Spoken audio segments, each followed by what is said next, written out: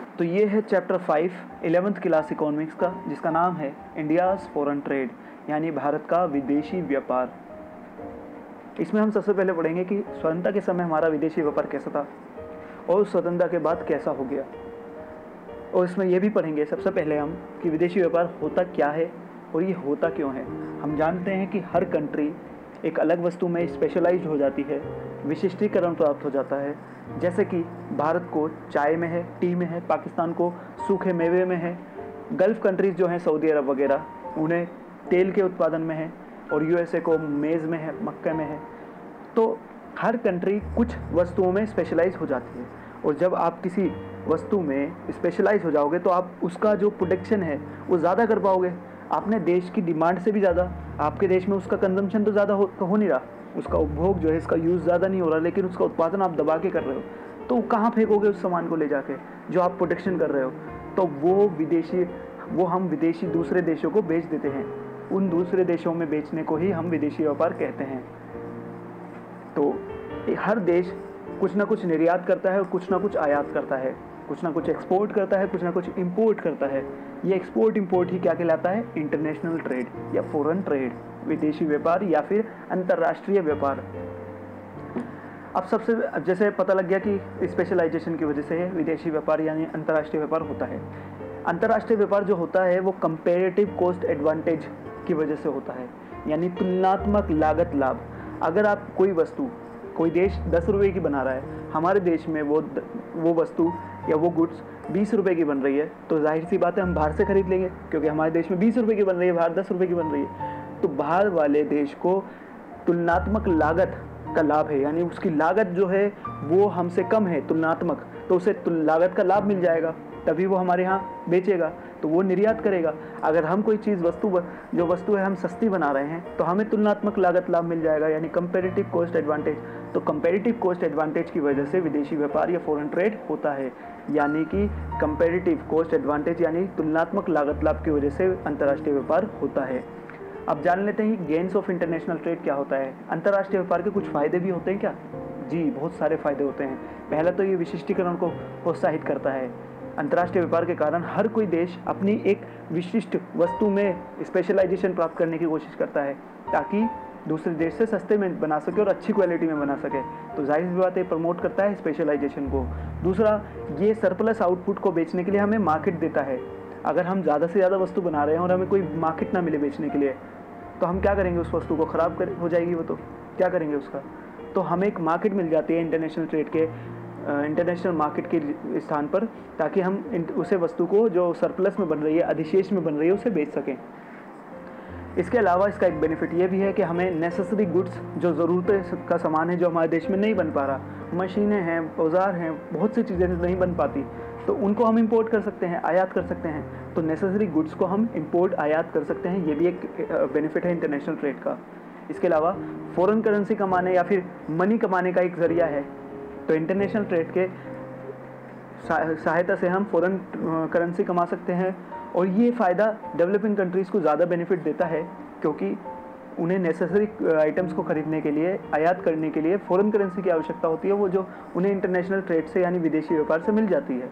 इसके अलावा इसका एक बेनिफिट ये भी है कि क्वालिटी ऑफ लाइफ इंप्रूव हो जाती है। हम जानते हैं कि 1991 तक हमारा जो फॉरेन ट्रेड ओपन नहीं था, जिसकी वजह से हमें वही पुराने फ़ोन, पुराने मोबाइल, पुराने ऑपरेटर, वही 1-2 मॉडल थे कार के, वही घूमती थी। अब आज की डेट में जब फॉरेन कंपनीज आ गई, तो नए नए तरह के मोबाइल हैं, Xiaomi है, इतनी डिफरेंट टाइप्स के मोबाइल हैं, डिफरेंट टाइप्स के लैपटॉप हैं, डिफरेंट टाइप्स की कार हैं, इतनी सारी चीज़ें हैं, तो क्वालिटी ऑफ लाइफ इंप्रूव हो जाती है। अमेज़ोन है, सर्विस अलग अलग तरह की सर्विसेज प्रोवाइड कर रही कंपनीज़। इसके अलावा इन्वेस्टमेंट अपॉर्चुनिटीज़ बढ़ जाती है इंटरनेशनल ट्रेड से।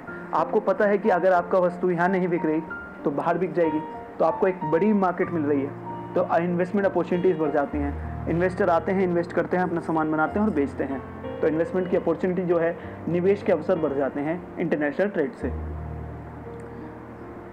इसके बाद है इंडिया का फॉरेन ट्रेड कैसा था at the time of independence. हम जानते हैं कि इंडिया ने बहुत सफ़र किया कॉलोनियल एक्सप्लॉयटेशन का। ब्रिटेन ने हमारा बहुत शोषण किया। ब्रिटेन ने हमारे नेचुरल रिसोर्सेज को रॉ मटेरियल की तरह यूज़ किया, कच्चे माल को यहाँ से आयात कर लेते थे अपने देश में, और उस कच्चे माल का आयात जो करते थे उसको औद्योगिक उत्पादन में यूज़ करके उनको निर्मित वस्तुएं बना के हमारे मार्केट में, इंडिया को एज ए मार्केट यूज़ करके अपना माल यहाँ पर निर्यात कर देते थे। तो इस तरीके से उन्होंने टू साइडेड एक्सप्लॉयटेशन हमारा किया। हमारा कच्चा माल ले जाते थे और वहाँ से निर्मित माल ले आते थे। उनके जो निर्मित माल जो होते थे वस्तुएं लाने से हमारा जो हैंडीक्राफ्ट था, हमारी हस्तकला थी, यहाँ पर हस्तकला का प्रोडक्शन होता था, हाथ से बनाते थे लोग, अच्छे अच्छे वस्तुएं बनती थी, उन सब का पतन हो गया। हालांकि विदेशी व्यापार जो है स्वतंत्रता के समय 1947 के टाइम पर 1946 में फेवरेबल था, अनुकूल था, निर्यात ज़्यादा थे, आयात कम थे। लेकिन यह हमारे लिए दुर्भाग्यपूर्ण था कि निर्यात में कच्चा माल जो था, कच्ची वस्तुएं वे ज़्यादा थी और उसका कोई बेनिफिट नहीं होता अगर हम कच्चे माल का निर्यात कर रहे हैं। इसके अलावा जो डायरेक्शन ऑफ फॉरेन ट्रेड था, यानी विदेशी व्यापार की जो दिशा थी, वो केवल ब्रिटेन तक सीमित थी ज़्यादातर, मोस्टली। तो ये भी एक हमारे लिए नुकसानदायक थी चीज़। इसके बाद है स्वतंत्रता के बाद फॉरेन ट्रेड कैसा हो गया। तो पहला चेंजेस तो ये आया, पहला चेंज कि हमारे जो वॉल्यूम था, जो वैल्यू थी फॉरेन ट्रेड की यानी विदेशी व्यापार की, वो बहुत चेंज हो गई। पहली पंचवर्षीय योजना में ये सिर्फ केवल 6700 करोड़ थी, 6700 करोड़। बाद में ये बढ़कर 1,28,13,000 करोड़ हो गई। यानी फॉरेन ट्रेड में कितना चेंजेस आ गया वॉल्यूम में। तो 11th 5 ईयर प्लान में इतना चेंज आ गया। और हालांकि इंडिया का जो शेयर था वर्ल्ड इंटरनेशनल ट्रेड में वो 1.8% था आज़ादी के समय। 1990 में गिर कर ये 0.5% हो गया, लेकिन 2014 तक ये फिर बढ़कर हमारा एक्सपोर्ट जो है, इंटरनेशनल एक्सपोर्ट में 1.7% शेयर है और इंटरनेशनल इंपोर्ट में हमारा जो है इंपोर्ट का शेयर है 2.5%। तो वॉल्यूम में चेंज आया है हमारे फॉरेन ट्रेड के। और फॉरेन ट्रेड के कंपोजिशन में भी चेंज आया है, चेंज इन कंपोजिशन। कंपोजिशन का मतलब होता है कि क्या क्या आइटम्स हम एक्सपोर्ट कर रहे हैं और इंपोर्ट कर रहे हैं। तो इसमें चेंज आया है। अब हम जो एग्रीकल्चर गुड्स जो पहले एक्सपोर्ट करते थे, जो कृषि वस्तुएं हम एक्सपोर्ट कर देते थे, अब उसमें डिक्रीज़ आ गया है, डिडक्शन आ गया है। अब हम एग्रीकल्चर गुड्स एक्सपोर्ट नहीं करते। इसका पहला रीज़न ये है कि डोमेस्टिक इंडस्ट्रीज़ वो सामान खरीद लेती हैं। तो हमारी डोमेस्टिक इंडस्ट्री जो है एग्रीकल्चर गुड्स को रॉ मटेरियल की तरह यूज़ कर रही है। जैसे गन्ने को चीनी की इंडस्ट्री, शुगर इंडस्ट्री यूज़ कर रही है, और भी जितनी भी इंडस्ट्रीज़ हैं। तो हमारा इंडस्ट्रियल प्रोडक्शन बढ़ गया है। दूसरा इसका रीज़न था हमारी पॉपुलेशन बढ़ गई है, जो एग्रीकल्चर गुड्स को की डिमांड को इंक्रीज़ हो गई, जिसके कारण हमने एग्रीकल्चर गुड्स के एक्सपोर्ट को डिड्यूस कर दिया। इसके अलावा कन्वेंशनल आइटम जो थे उसमें रिडक्शन आया है। कन्वेंशनल आइटम पहले हम चाय, फूड ग्रेन्स, खाद्यान्न, मिनरल, खनिज, इन सब का एक्सपोर्ट ज़्यादा करते थे, उसमें चेंज आया है।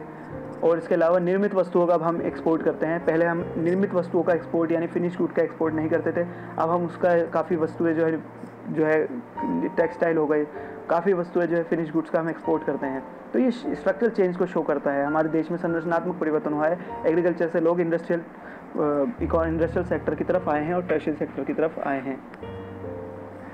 इसके अलावा डायरेक्शन में भी चेंज आया है। पहले हम केवल ब्रिटेन तक सीमित थे, यूके और यूएसए तक, लेकिन अब हमारे पार्टनर्स काफ़ी इंक्रीज़ हो गए हैं। अब हम यूएई से ट्रेड करते हैं, चाइना से करते हैं, स्विट्ज़रलैंड से करते हैं, सिंगापुर से करते हैं, Australia, Iran, Hong Kong, Korea, Indonesia, UK, Japan.